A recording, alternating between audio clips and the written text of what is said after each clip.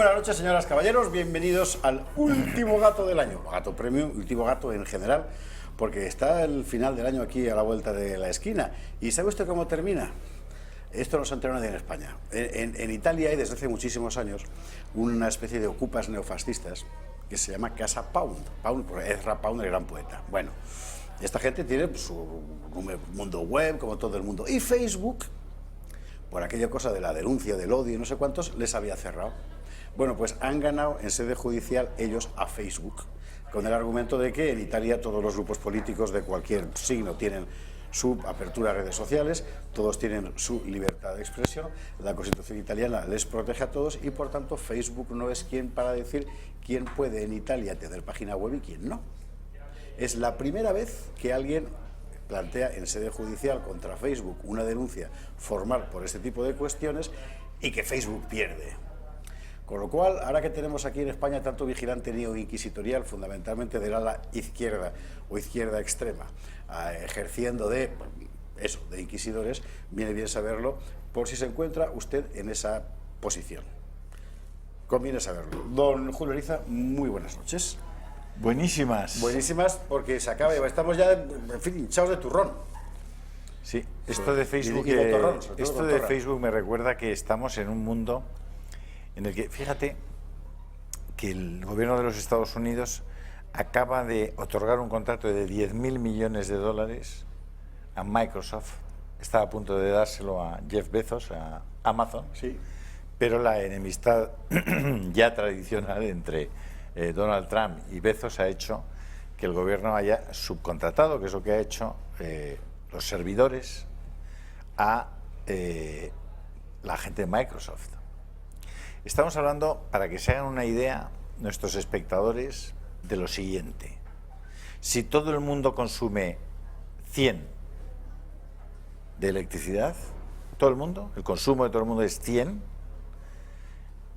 los que tienen los servidores, las nubes famosas, que son cientos y miles de ordenadores conectados en red, en unas naves gigantescas que están en Alaska, en Finlandia, en Rusia, en China. En Tomelloso no hay, ya habrá. ¿Saben cuánta electricidad de esas 100 que consume todo el mundo en todo consumen los servidores? No.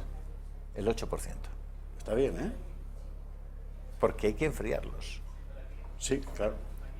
Hay que enfriarlos y hay que mantenerlos en movimiento, en marcha. Consumen el 8%.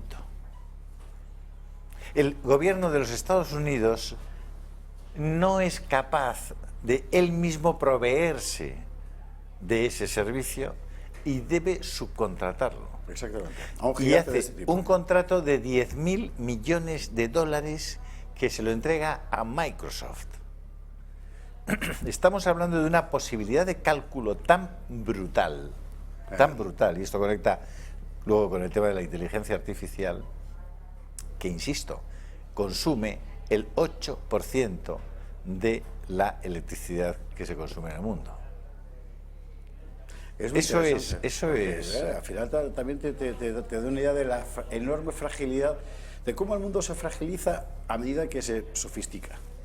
Claro, de cómo se fragiliza la posición del individuo aislado. Y del mundo en general, porque al final todos estamos dependiendo de una serie de cosas que puedes romper con un hacha. Sí. Claro, es que es así. Sí. Sí, sí. Y bueno, como se estropee, se acabó. Si se va la luz. El otro día nos pasó aquí.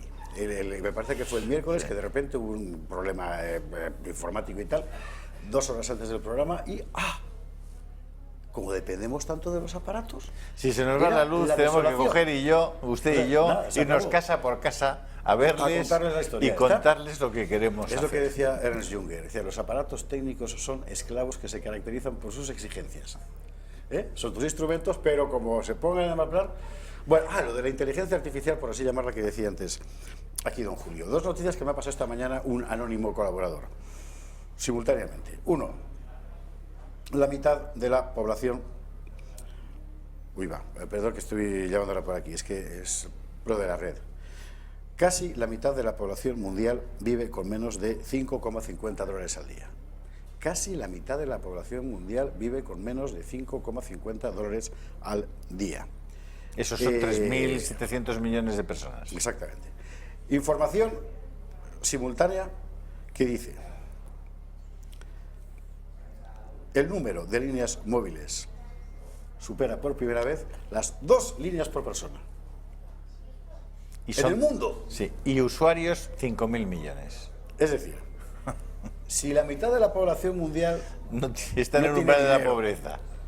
y al mismo tiempo cada uno de los individuos del planeta posee 2 líneas, eso es una media, pero bueno, da igual, hay 5.000 millones de líneas, una de las 2 cuentas está mal hecha. Una de las Porque- 2 informaciones son falsas. Claro, efectivamente. Pero es que hay una cosa, vamos a ver, cuando aquí nos ponemos muy sesudos a hablar de la inteligencia artificial, de la nanotecnología, de los problemas de la democracia, que luego podemos conectar todo esto con el tema de cómo se construye un sistema democrático real, de participación real, cuando la construcción de la opinión pública está absolutamente manipulada. Totalmente, Y eres sí. capaz de cambiar la opinión pública sobre un tema importante en 48 horas, pasarlo de A a B sin ningún problema. Estando en esa situación, ¿cómo afrontamos ese cambio? Cuando, primero, somos 7.000 o 7.000 y pico millones de habitantes y nos parece que el sujet de la discusión, el tema de debate es el mismo para los 1.000 millones que manejan el mundo y que tienen el 20% de la riqueza que para los otros 6.000.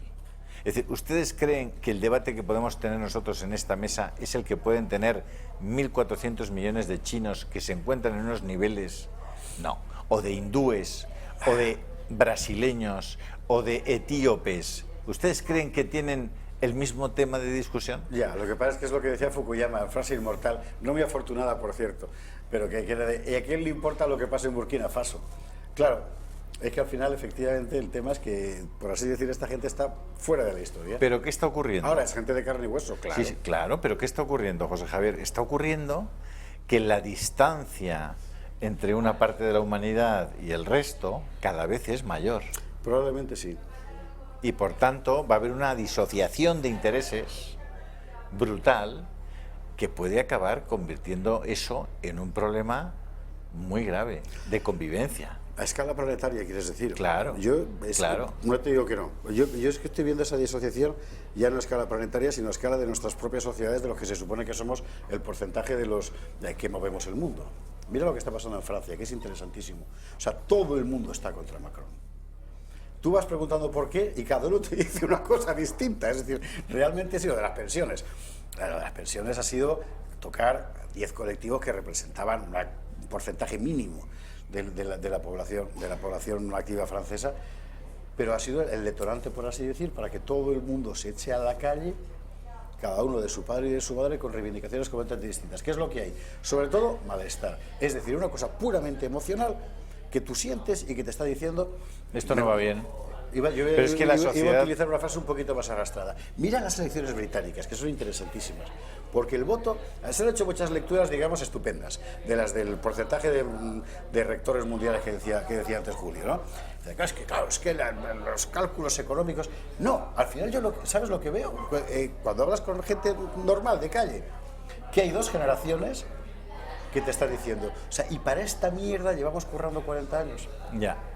Es decir, la sociedad que tienes alrededor y en la que has crecido tú, has desarrollado tu vida, has trabajado como un negro, has ganado dinero, lo has perdido, no sé qué, y lo que tienes alrededor es lamentable.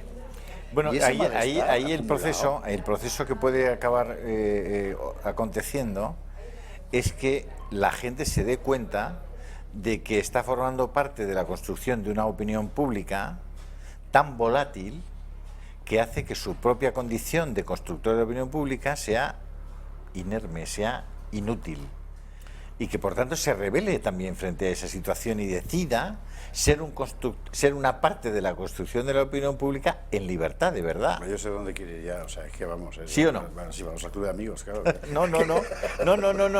Me estaba refiriendo en este caso simplemente a la idea de decir: oye, vamos a ver, la democracia hay que reconectarla con una forma de entender el poder completamente diferente a como lo hemos entendido hasta ahora. Para empezar tienes que conectarla con la polis, que es para lo que se inventó, o sea, con la ciudad, con la comunidad concreta de gente de La carne y cercana, hueso. la cercana. Claro, exactamente. O sea, aquí tienes a todo el mundo flagelándose por la calle con el cambio climático. ¡Ah, que viene la emergencia climática! Luego vas a Santa Greta, la pasean andas por ahí. Que es algo que no le engañen, usted no puede cambiar.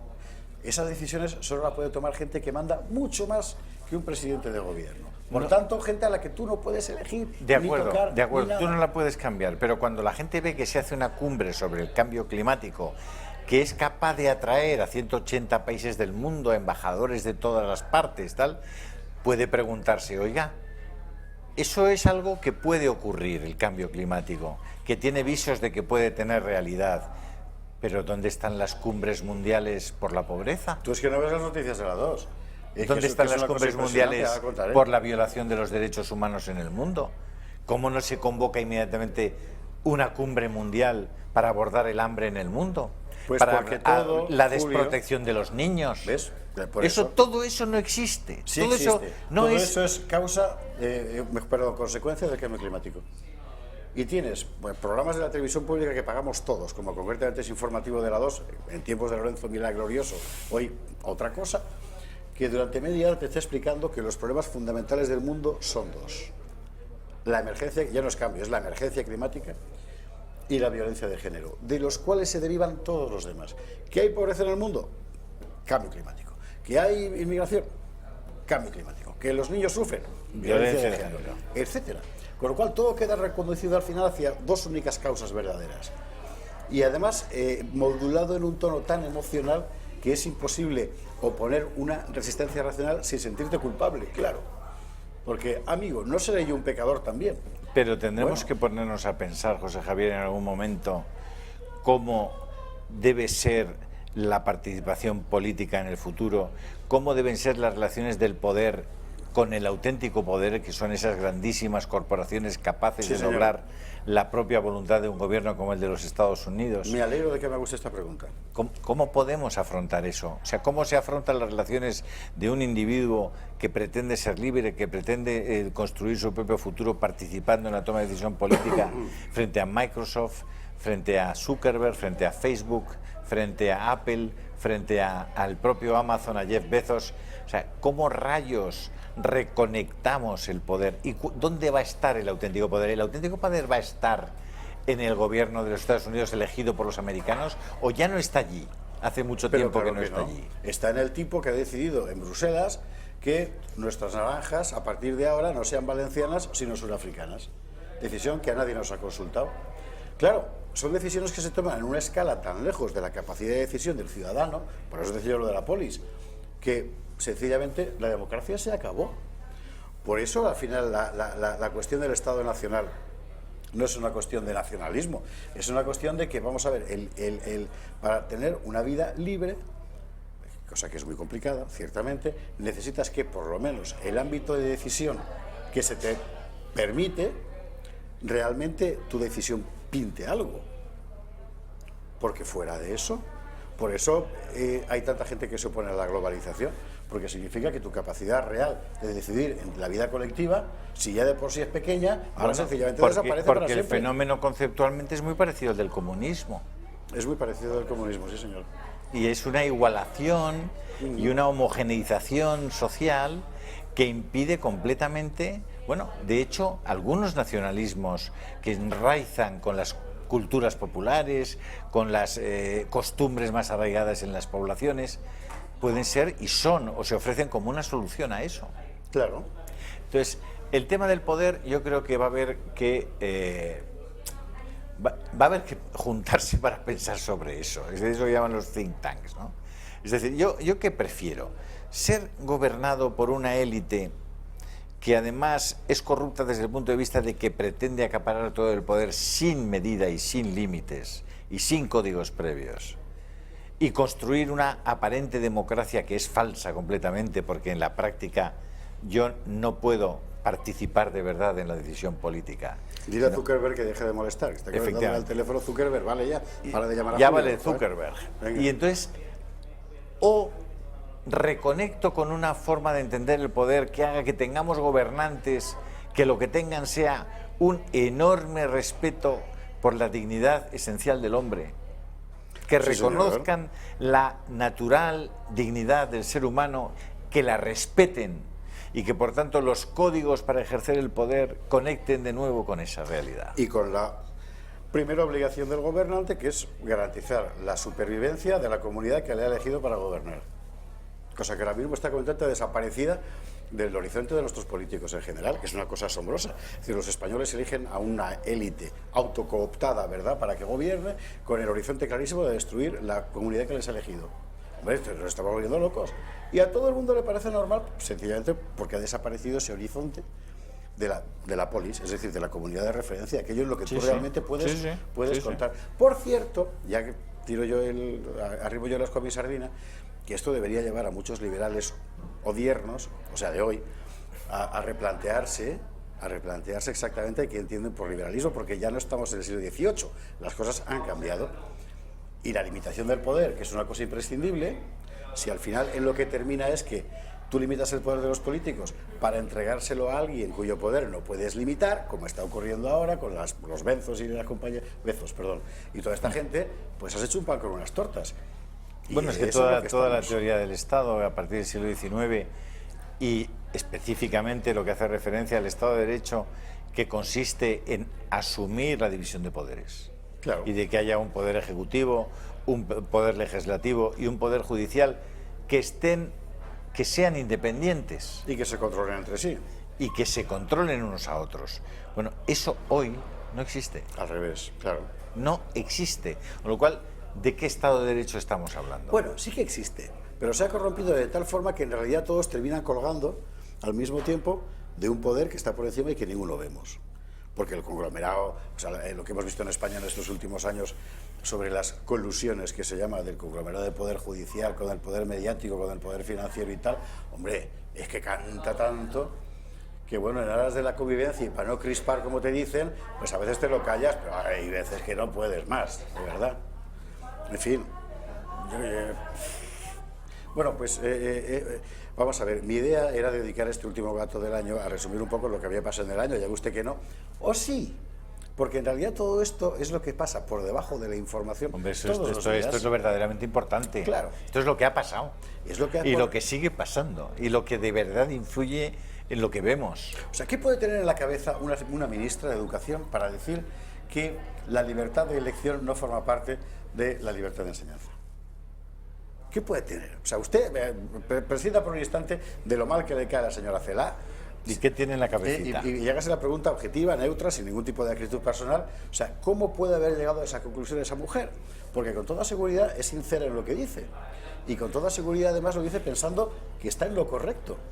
Entonces, ¿cómo puede alguien llegar a pensar que negar la libertad personal es una forma de garantizar la libertad? Por lo pronto, porque no tiene en la cabeza lo que acabamos de decir, José Javier, y es que el ser humano tiene una dignidad intrínseca que no depende de estar incardinado en una sociedad o en un Estado, sino que es intrínseca a su propia condición, a su propia naturaleza, y que la lectura de cuál es la naturaleza del hombre es esencial para poder construir un argumento en torno a la ley natural y a la ley positiva. Y es, por cierto, uno de los puntos fundamentales de la civilización occidental y solo de ella. Fernando Paz empieza en el Club de Amigos en breve un curso sobre esta cuestión. Es muy importante porque con frecuencia perdemos las referencias, como ya no las enseñan en ningún lado, pero si algo aporta a la civilización occidental es precisamente la convicción de que el individuo, la persona, por el hecho de ser tal persona, es poseedora de una serie de derechos inalienables, por ejemplo, el derecho a la vida. Y es tan lógico como esto. Si yo no me reconozco el derecho a la vida, todos podemos matarnos, con lo cual nos extinguimos. De cajón, ¿verdad? Pues no cree usted que es tan de cajón, porque solo una civilización lo ha concebido de forma estructurada, la nuestra. Sí. Por eso, si la nuestra desaparece y la sustituimos por lo que hoy tenemos delante, que es una civilización de la máquina, técnica, etcétera, estamos perdidos y nos estamos perdiendo. Por eso repetimos tantas veces que una de las razones de nuestra existencia es animar a nuestros espectadores a que no guarden silencio, a que hablen.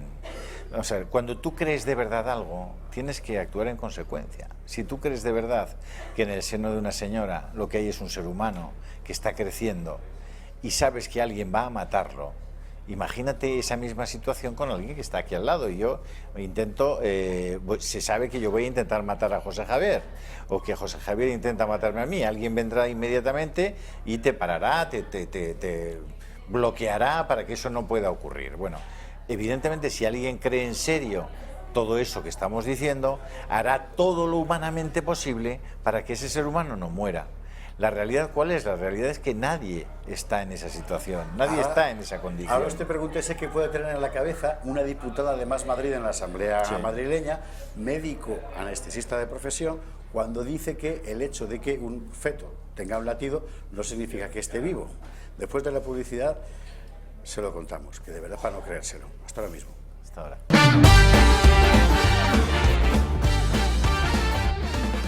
Gato de viernes, Gato Premium, estamos de vuelta. Habíamos dejado una pregunta en suspenso. ¿Qué puede tener en la cabeza una señora diputada, médico de profesión, para decir que el hecho de que un feto, bebé dentro del vientre de la madre, tenga latido no significa que tenga vida? Repito, esta señora médico dice que el hecho de que el corazón le lata no significa que tenga vida. Bueno, enseguida le vamos a dar... Antes, amigos de Intereconomía. Es que es tan difícil de explicar. ¿Entiende usted por qué es importante esto? Es que, vamos a ver, o sea, el sentido común se está quedando solo. Por eso hay que entrar. Hay un banderín de enganche del sentido común, que es el Club de Amigos de Intereconomía. Estos días son días de fiesta, de Navidad, pero también son días en los que tienes más tiempo para pensar, ¿no? Para pensar en las cosas, en tus circunstancias cercanas, familiares, profesionales, en el país. Mucha gente está preocupada porque saben que al final cómo le vaya al país, en cascada acaba repercutiendo en cómo le va a cada uno de nosotros, ¿no? Y evidentemente la expectativa de que haya gente en los mandos del gobierno prácticamente sin formación, con muy poca responsabilidad y con una mala fe enormes, pues puede contribuir a que el país vaya mucho peor y por tanto cada uno de nosotros en nuestras cosas concretas vayamos peor, ¿no? La libertad de expresión al final siempre acaba siendo un límite por lo menos para que se puedan hacer determinadas cosas, y que Intereconomía esté viva. Ustedes saben muy bien, porque acabo de venir ahora hace muy poquito de un lugar en Madrid donde mucha gente me decía: ustedes son imprescindibles, son necesarios, gracias.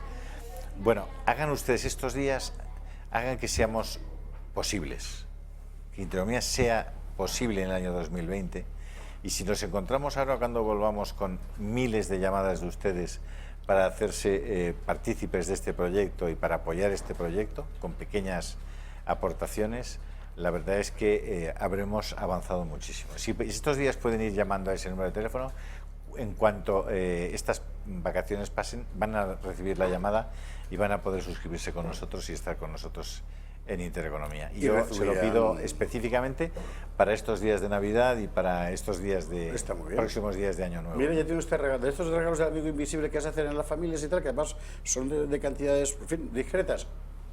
Con muy pocos miles más de personas que se nos sumen, estaremos garantizando no solamente la continuidad, sino el crecimiento, porque dispongamos de más medios para hacer las cosas mejor. Hablando de medios, las pajaritas de Miguel Durán van a seguir siendo hechas a mano por Miguel, como todo el mundo lo puede ver. El gato. Es impresionante, o sea, llega, como anteanoche llega, se pueden hacer pajaritas y tal. No sé, 17, 18, 20 pajaritas por programa. Es increíble. Bueno, y la firma.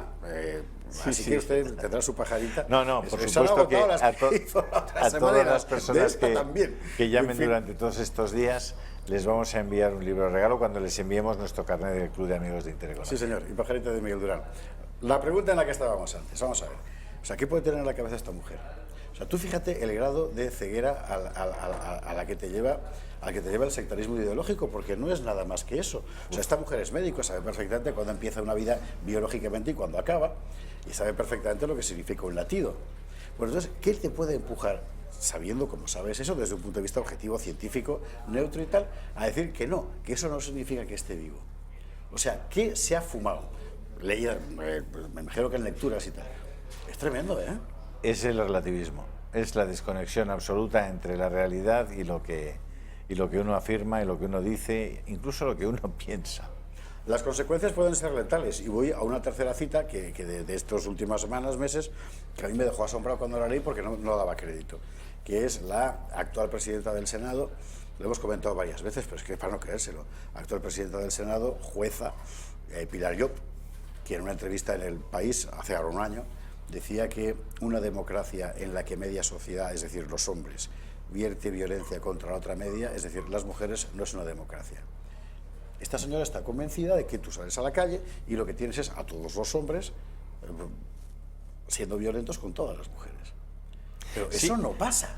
Correcto, pero es que no solamente no es que no pase eso, es que llevamos hablando de esto y legislando sobre eso un montón de años. Y hacemos unas leyes que, por cierto, el propio Alfonso Guerra afirmaba ser inconstitucionales, sí, porque no respetaban la igualdad que está reconocida en la Constitución española. Resulta que llevamos un montón de años con esas leyes y no solamente esas leyes no han sido capaces de reducir el número de víctimas, sino que se han incrementado. Sí, vale. El único país de Europa, el único país, esto conviene saberlo, es el único país de Europa en el que hay una ley así, que discrimina en razón de género. Eso es. Bueno, pues con esa ley que han hecho estos tipos, resulta que hay más muertes.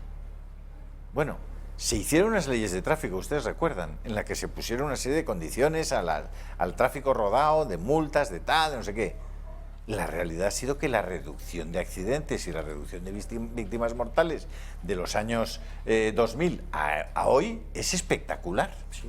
Espectacular. Es decir, había un problema, se hace una ley, se legisla en torno a eso, se dicta la ley y esa ley produce unos efectos.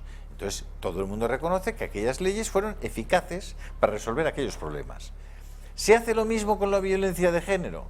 Bueno, pues esas leyes producen el efecto contrario. Pues no, nadie habla de revisar las leyes. Porque no se trataban de solucionar un problema objetivo, en realidad nos han engañado a todos, sino que trataban de hacer otra cosa. Ideología. Como en la historia esta de las tesis, y esas que todas las señoritas, que han puesto de moda la coreografía del violador eres tú. O mire usted el tema de los... Usted y yo y él, que todo varón es por definición un violador. Pero mira el tema, José Javier, pero mira el tema de los suicidios. O sea, ahora se están conociendo, y empieza a haber un poco menos de opacidad, las estadísticas reales de suicidios en España. Te quedas aterrado. Sí. Aterrado. Pero por muchas razones. Desde luego por el número, que es espectacular, de gente que se suicida en España. Por las edades a las que se suicidan. Por la diferencia entre hombres y mujeres que se suicidan, siendo los hombres en muchísima mayor medida. Y dices, oye, ¿alguien se ha sentado a pensar sobre este asunto? ¿Alguien se ha sentado a pensar algo que produce muchísimas más víctimas que la violencia de género? Pero muchísimas más. Bueno, pues no hay no hay un parón de un legislador que diga, vamos a analizar esto y vamos a ver qué rayos hacemos. Pero luego coges y dices, oye, te vas a los hospitales y empiezas a ver los niños que se han quedado tontos por el tema de la telefonía móvil y de los ¿cómo se llaman? Las PlayStation, las Game Boys, este tipo de artilugios. Hay miles de criaturas hospitalizadas que han perdido la conexión con la realidad. ¿Hay alguna iniciativa para eso? Hay miles de personas que están mediatizadas ya y destruidas en mucha medida por el tema del juego, y se siguen abriendo salones de juego en caliente, no de juego en frío como es la lotería o las quinielas, no, de juego en caliente, para personas que no tienen prácticamente defensas psicológicas frente a ese tipo de llamada. Y se siguen abriendo y abriendo locales y no hay ninguna medida, y se siguen poniendo, cada vez que hay un partido de fútbol esta noche ustedes verán un montón de anuncios de compañías que incitan a los chicos a jugar, a poner el poco dinero que tienen ahí o a endeudarse, porque a veces piden préstamos para poder apostar. Pero es que además les abren una sala para que puedan ver el partido y ahí es donde les venden la cerveza a 50 céntimos y a cambio tienen las maquinitas para echar el dinero o la apuesta fácil. Por cierto, hay que decir, en honor a la verdad, que el único partido que llevó esto a las elecciones en su programa fue Podemos. Hay que recordarlo, y tenían razón. Y tenían razón. Es un fenómeno que sencillamente es que es nocivo para la salud pública. Me dicen que Vox va a meterse muy a fondo en el tema del juego, y desde luego la sociedad tendrá que reaccionar alguna vez, porque es que se están yendo al garete cantidad de personas jóvenes con ese asunto. Es interesante porque vamos a ver, esto que voy a decir, sé que con toda seguridad me va a valer un capón, pero bueno, ¿no coincide que el ministro de Justicia durante varios años venía precisamente de ser gerente de ese mundo de las apuestas? Sí, pero bueno, no sé, sí, es verdad, Rafael Catalá efectivamente era el hombre de Codere en España y de ahí saltó al final, mira. No, que yo no veo. Yo no sé si hay relación causa-efecto. Lo que sí que parece evidente es que hay, como siempre, una colusión en determinados grupos económicos que, mira tú por dónde, no son especialmente, como decir, buenos para la vida pública, ¿verdad? Y el poder, de hecho. Sí, bueno, esto es así, yo no sé si Rafael Catalá ha tenido o no algo que ver desde el Ministerio de Justicia en eso. Evidentemente él está en ese entorno y yo no sé si ahora, cuando ha dejado de ser ministro, ha vuelto por el mundo del juego, pero a mí en cualquier caso lo que me parece es que cada uno puede defender sus intereses o hacer lobby por las empresas a las que represente, lo que usted quiera. Pero el tema del juego, la ludopatía, es un problema gravísimo, y que los legisladores tienen que afrontar seriamente. Aunque signifique oponerse a poderes enormes. Mire, chico, voy a contar una hombre, solo faltaría. Yo conocí a un señor al que hicieron director general de juego en los años 80, y no voy a dar el nombre por lo que voy a contar a continuación. Le conocieron una comida y no sé qué y tal. Y luego, mira qué casualidad, me lo encontré el fin de semana siguiente, en Pedraza, comprando muebles, pero no, en Pedraza es un pueblo de Segovia precioso, con unos muebles castellanos. Bien, pero no comprando muebles, no, comprando 2 camiones de muebles. Cosa que me imagino que con su sueldo de director general lo conseguiría, pero bueno, no lo sé, me llamó la atención. Tendría un apartamento pequeño. Sí, sería eso. O sea, de verdad, en fin. Por favor. Bueno, todas esas cosas que son contradicciones interminis, yo creo que son sobre las que en momentos como estos, de estos días de fiesta, en los que estamos especialmente tranquilos, deberíamos todos ponernos a pensar. En estos entrañables momentos, y no callar, satisfacción dar paso a la publicidad. Y no callarnos. Bueno, ahora sí, para que hablen los patrocinadores. Pero... Si no, el anuncio lo paga él, como en el gato. Volvemos en un instante.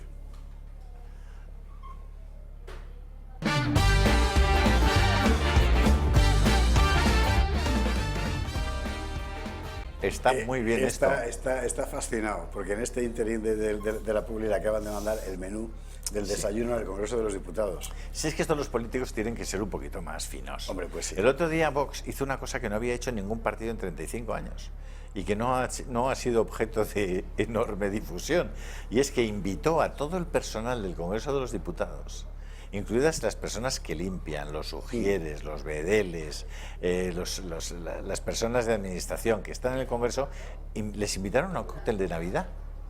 Invitaron a todos. No lo había hecho ningún partido político en 35 años. Anda, mira. Y fue una cosa, parece que muy bonita. A mí me gustaría que un día nos lo contaran los de Vox. Yo sé que usted quiere que lea el menú. El menú es que me dicen, y me envían el cartel de la cafetería del Congreso de los Diputados, donde el que menos gana 4.500 euros al mes, y donde el que más ganaba antes de ser diputado eran 1.300. Bueno, digo, en general, ¿de acuerdo? Es una figura. Elige tu desayuno. Fíjense, le digo porque si encuentran estos precios en el bareto o en la taberna más cercana donde ustedes desayunan habitualmente, no lo duden. Bebida caliente más bollería o tostada con mantequilla, aceite, tal, 0,91. Como la policía. Mira. Desayuno especial, bebida caliente más pulga o pinche de tortilla, 1,21. Joder. 1,21. Pero es que si quieren bebida caliente, pulga variada, pinche de tortilla y zumo de naranja natural, ¿sabe cuánto les cuesta eso? 1,82. Y si no quedan a gusto, les devolvemos el dinero. ¿Usted se lo puede creer? O sea, ¿cómo? Vamos a ver, ¿por qué? ¿Por qué? O sea, ¿pero por qué usted es diputado, gana 4.000 euros, quiere tomarse un café, joroba? Porque te paga la mitad. ¿Sabe qué pasa? Que el resto, lo que no está pagando el diputado en la cafetería, lo estamos pagando nosotros. Es que ese es el tema, claro, es que es del dinero público. Es que joroba. Sí, señor. Ahora estaban con la discusión en el ayuntamiento, me lo contaba Javier Ortega Smith el otro día. Resulta que están con los presupuestos del ayuntamiento y Vox les dice, oiga, aquí hay una partida de 5 millones y otra de 52 que se van a chiringuitos. Y Vox ha propuesto que en vez de irse a chiringuitos, se coja ese dinero y se aplique a familias que están en situación de necesidad en Madrid. Bueno, no parece descabellado, ¿no? Ujú. ¿Se acuerda de Rejón diciendo, oye, tenemos que montar muchos chiringuitos y llevarnos mucho dinero para que cuando no estemos en el poder nos mantengamos ahí? Bueno, pues ha llegado el momento de decir, oiga, cada euro tiene que estar destinado en virtud fundamentalmente de una decisión ética de justicia social. Es fundamental que eso ocurra así. Pues no hay manera. Y Podemos sigue sin tener la web de transparencia en movimiento. Bueno, en este momento ya lo que debe tener, yo que sé lo que es, porque después de todo lo que hemos conocido de la financiación, ahora ha empezado el follón con la sede. Tendremos que saber el abogado que se ha ido a la justicia a explicar los sobresueldos en B de Podemos, a explicar cómo funcionaban con el personal, todas esas cosas que ha denunciado OK Diario, Eduardo Inda. Bueno, tendremos que saberlas, tenemos que conocerlas. Bueno, pues, ¿sabe qué era el otro día el tema fundamental de la SER, de Prisa, de tal, del otro y del otro? La Gürtel, Esperanza Aguirre, ¿cómo se llama? La campaña del año 2003. Y la cuarta glaciación. O sea, han acusado, y ahora le está pidiendo el fiscal, a la UGT, porque se han derivado 40,6 millones de euros a cosas que no se debían de haber derivado, es decir, que se los han limpiado. Les piden 200 millones de multa, 35 años de cárcel a la UGT, 200 millones de la UGT, Unión General de Trabajadores, sindicato. Recuerdan que Rajoy dimitió por una sentencia que decía que igual el PP tal. Bueno, 200 millones de euros y no sale en ningún sitio. Y nadie pide responsabilidades a nadie, no dimite el de la UGT, ni el secretario general, ni el de Andalucía, ni nadie. 40,6 millones, 38 años de cárcel. No, te dirán lo que decían los del PNV el otro día con el asunto de Miguel, que habían sido corruptos a título personal, ¿no? Claro, y ahí les habían puesto el Espíritu Santo, ¿no? En ese cargo, desde luego. Es que, bueno, es impresionante. Es decir, pero te das cuenta la enorme manipulación de la verdad, de la realidad, de la mayor parte de los grandes medios de comunicación, que responden a un interés diferente al de contar lo que pasa. Y así les pasa lo que les pasa, que cada vez... vuelvo a donde habíamos empezado con el tema de las elecciones británicas, porque es un perfecto ejemplo. Es que la inmensa mayoría de los medios de comunicación, no solo aquí, que me cuento, también en Gran Bretaña, son todos unánimes en el anti-Johnson. Es la trumpización de Johnson. Total. Ha ganado. Total. Pero ha ganado, no ha ganado. Ha arrasado. Ha arrasado. Bueno, ¿y por qué? Es decir, sencillamente la gente no ha hecho caso a los medios de comunicación, porque cuando dejas de contar lo que pasa para contar lo que debe pasar, pues entonces ocurre eso. O lo que a mí me interesa que pase. Sí, claro, efectivamente, que es donde estamos. Pues yo les voy a pedir, y perdonen que sea tan pesado, yo les prometo que en enero seguiré siendo tan pesado como ahora, pero si ustedes han llamado de estos días y nos han dejado su número de teléfono, seré un poco menos pesado. Por favor, formen parte con nosotros del Club de Amigos de Intereconomía para que podamos hacer crecer este proyecto, hacerlo cada vez mejor, con algunos poquitos más de medios y sobre todo hacer sostenible esto, que podamos seguir hablando en libertad. ¿Considera usted que es pesado Julio Ariza? Bueno, pues cuando lleguemos a 500.000 socios, sí. Cuando ya él parará. Así que ya está perdiendo el tiempo. Por favor, hagan esa llamada, que se la van a devolver. Estén seguros que se la van a devolver y que, bueno, pues se lo pedimos como regalo de Reyes. Nos quedan 2 minutos. Nosotros a cambio les damos lo poco que podemos, también, ¿verdad? Que es contar las cosas como son. Estamos. Para contar las cosas fundamentales del año, que han sido, bueno, que de un año que en realidad no acaba nunca, porque estamos en esta misma historia desde finales del año pasado, pero hemos tenido la exhumación de Franco. Sí. Y decía otro día en Tuitero, se habla poco de lo bien que vivimos los españoles desde que Franco no está en el valle. Claro, o sea, es una cosa perfectamente gratuita que solo ha servido además para que Sánchez pierda votos. Sí. Porque tú me contarás. Sí. En fin. Sí, hemos tenido tantas cosas. Vox, que hay que recordar que las elecciones de la primavera, es decir, esto ya no crece más. Pues toma, 3.700.000 votos. 52 escaños. Y en este momento la proyección que tiene Vox, por su posición nítida en todo este proceso político, ya es mayor todavía a la que tuvo hace un mes. Hemos tenido la sentencia del Supremo, que iba a ser definitiva, que iba a terminar con el problema, con la ley, con no sé cuánto. Tenemos a Sánchez, genuflexo, ante Torres Junqueras, poniendo sus condiciones para que haya gobierno. Así es. Hemos tenido una auténtica vergüenza. Hemos tenido un presidente del gobierno que Cuando es candidato dice A y cuando es presidente dice B, y es la misma persona al mismo tiempo. Es que es prodigioso. Y una ministra de Hacienda No rige el que se principio de no castiga a sí contradicción, misma cuando era que consejera decían los antes, lógicos. que esto solo pasa en España. Oye, una En fin. pregunta, José Javier. ¿Cuánto tiempo puede seguir en funciones ¿Quién? Sánchez? Ah, ¿qué decías yo? Técnicamente, porque el No tengo plazo ni la menor para idea. dejar de estar en funciones solo empieza a correr a partir de que hay una sesión de investidura. Antes no Ciertamente, empieza a correr. exactamente. Entonces, ¿cuánto tiempo técnicamente? Yo no soy capaz de contestarlo y si nuestros espectadores lo saben, por lo menos que lo miren y si no ya lo miraremos nosotros. Pero ¿cuánto tiempo puede estar en funciones el señor Sánchez? ¿Puede estar hasta junio del año que viene? Impresionante. Los españoles hemos inventado el presidente in vitro. Ya les dije, Para ya ser les llevo diciendo genial. mucho tiempo que es mejor estar sin gobierno que con un Que mal gobierno con gobernados. Podemos. Tenemos que marcharnos, que ya es la hora y ya nos están empujando.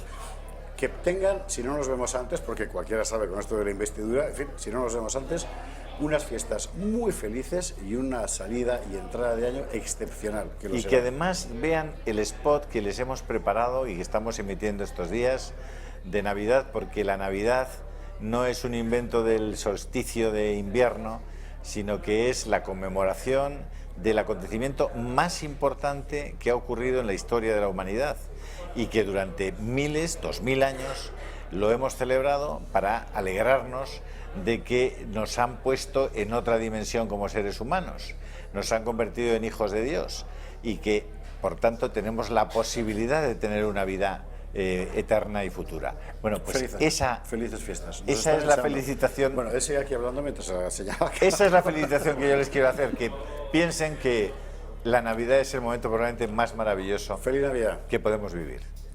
Adiós. Hasta pronto, si Dios quiere.